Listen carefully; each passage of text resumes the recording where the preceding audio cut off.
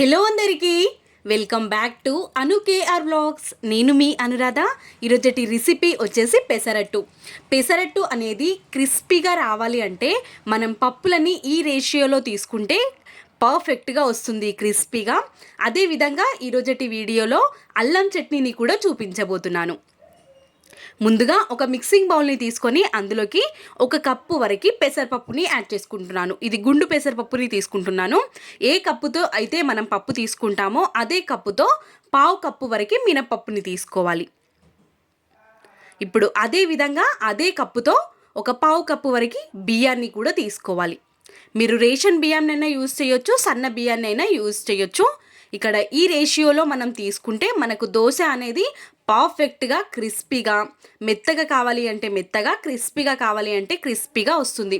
ఇప్పుడు 2 టైమ్స్ మంచిగా నీట్గా వాష్ చేసుకున్న తర్వాత మనకి పప్పులో ఏవైనా నలకలు అనేవి ఉంటూ ఉంటాయి కాబట్టి మంచిగా క్లీన్ చేసుకొని ఆ తర్వాతనే కడుక్కోవాలి. ఈ విధంగా కడుక్కొని పప్పు మునిగేంత వరకు కొంచెం ఎక్కువగానే వాటర్ని యాడ్ చేసేసుకొని మనం 8 అవర్స్ నానబెట్టుకోవాలి. నేను ఇక్కడ ఓవర్ నైట్ నానబెట్టుకున్నాను.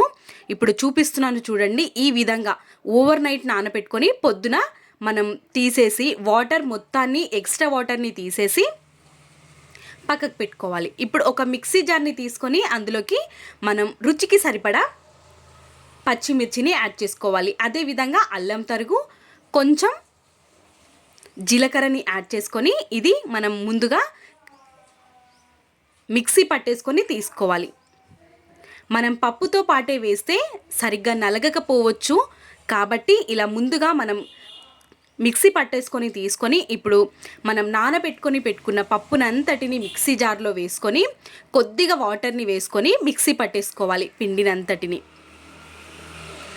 ఈ విధంగా పిండినంతటిని మెత్తగా ఉండే విధంగా పిండిని మిక్సీ పట్టేసుకొని ఒక బౌల్లోకి తీసుకోవాలి. ఉన్న పప్పు మొత్తాన్ని మిక్సీ పట్టేసుకొని ఇప్పుడు మనం అందులోకి రుచికి సరిపడ ఉప్పుని, అదేవిధంగా కొంచెం ఒక 1/2 టేబుల్ స్పూన్ వరకు పసుపుని, కలర్ కోసం పసుపుని యాడ్ చేసుకుంటాం. ఇక్కడ ఆప్షనల్ అండి, కానీ మనం కొద్దిగా పసుపుని యాడ్ చేయడం వల్ల దోశలు మంచి కలర్లో వస్తాయి. మొత్తాన్ని ఒక్కసారి మిక్స్ అయ్యేంత వరకు మిక్స్ చేసుకొని పిండి అనేది మనకి ఈ విధంగా ఉండాలి. బరకగా కాకుండా సాఫ్ట్గా మిక్సీ పట్టేసుకోవాలి. ఇప్పుడు దీన్ని పక్కకు పెట్టేసుకొని చట్నీని ప్రిపేర్ చేసుకుందాం. ఒక ప్యాన్ని మనం స్టవ్ పైకి పెట్టేసుకొని ఒక 2 టేబుల్ స్పూన్స్ వరకు ఆయిల్ని యాడ్ చేసుకోవాలి. ఆయిల్ వేడైన తర్వాత 2 స్పూన్ల వరకు పచ్చిశనగపప్పుని యాడ్ చేసుకోవాలి.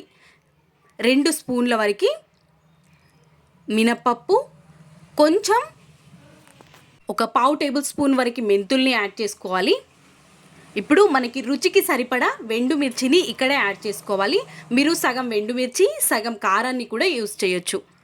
ఇక్కడ వెండుమిర్చిని కూడా ఫ్రై చేసేసుకొని ఒక ప్లేట్లోకి తీసేసుకోవాలి. ఇప్పుడు అదే ప్యాన్లోకి కొంచెం ఆయిల్ని వేసుకొని ముందుగా 1 ఇంచ్ అల్లాన్ని ఈ విధంగా కట్ చేసుకొని ఫ్రై చేసుకోవాలి. ఇప్పుడు ఒక పెద్ద సైజ్ ఆనియన్ని కూడా కట్ చేసుకొని ఈ విధంగా ఫ్రై చేసుకోవాలి.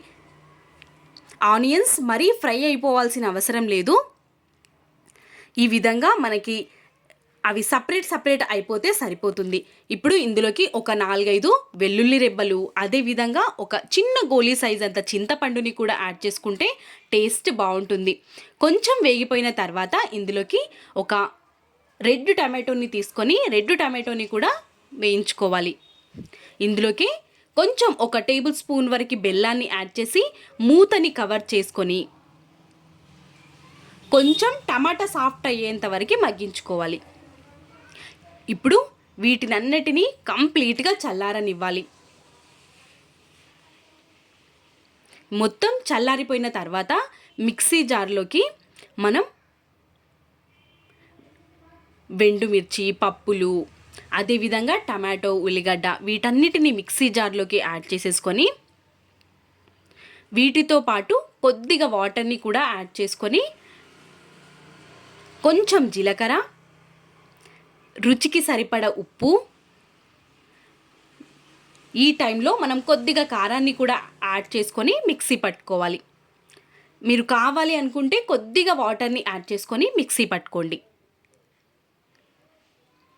మధ్యలో మధ్యలో ఆపుతూ చెక్ చేస్తూ రిక్వైర్డ్ అనిపిస్తే కొద్దిగా వాటర్ని యాడ్ చేసి ఈ విధంగా మిక్సీ పట్టేసుకోవాలి. ఇప్పుడు పోపు కోసం అదే ప్యాన్లోకి కొద్దిగా ఆయిల్ యాడ్ చేసేసుకొని పోపు కోసం కొంచెం మినప్పప్పు, పచ్చిశనగపప్పు, ఆవాలు, కొద్దిగా జీలకర్రని యాడ్ చేసి ఇవి మొత్తం వేగేంత వరకు వేయించుకోవాలి.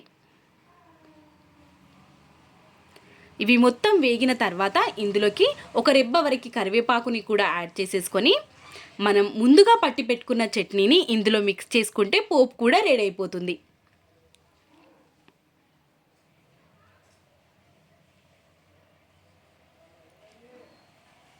మనం ఈ విధంగా పోపు పెట్టుకున్నా పెట్టుకోకపోయినా చట్నీ చాలా బాగుంటుంది పెసరట్టులోకి. ఈ విధంగా మనం మొత్తాన్ని ఒక 1 మినిట్ పాటు కలుపుతూ లో ఫ్లేమ్ పైన ఉంచామనుకోండి మంచి కలర్ ఉంటుంది.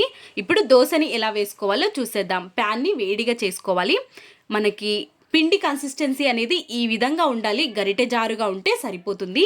క్రిస్పీ దోశ కోసం ఖచ్చితంగా ఈ విధంగా ఉండాలి పిండి అనేది. హై ఫ్లేమ్లో పెట్టుకొని ప్యాన్ మంచిగా వేడైపోయిన తర్వాత ఒక 2 గరిటెల వరకు మనం పిండిని యాడ్ చేసుకొని ఇలా స్ప్రెడ్ చేసుకోవాలి. స్ప్రెడ్ చేసుకొని కొంచెం తడిదనం ఉన్నప్పుడే ఆనియన్స్ని అదేవిధంగా కొత్తిమీర తరుగుని కూడా యాడ్ చేసుకుంటే భలే రుచిగా ఉంటుంది.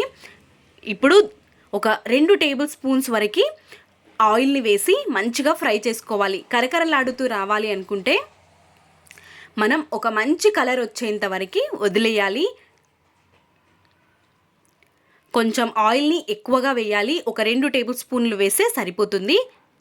ఇప్పుడు మనం బర్నర్ అనేది ఎక్కువ పెద్దగా రాని వాళ్ళు ఈ విధంగా మనం సైడ్కి చూస్తూ ఎటువైపు అయితే కాలలేదో అటువైపు టర్న్ చేస్తూ మంచిగా కాల్చుకోవాలి.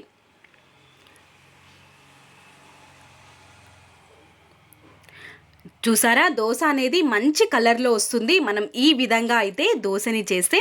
ఇప్పుడు ఇంకో దోశని వేసుకొని చూద్దాం. అదే ప్యాన్లోకి ప్యాన్ అనేది ఖచ్చితంగా హై హీట్లో ఉండాలి.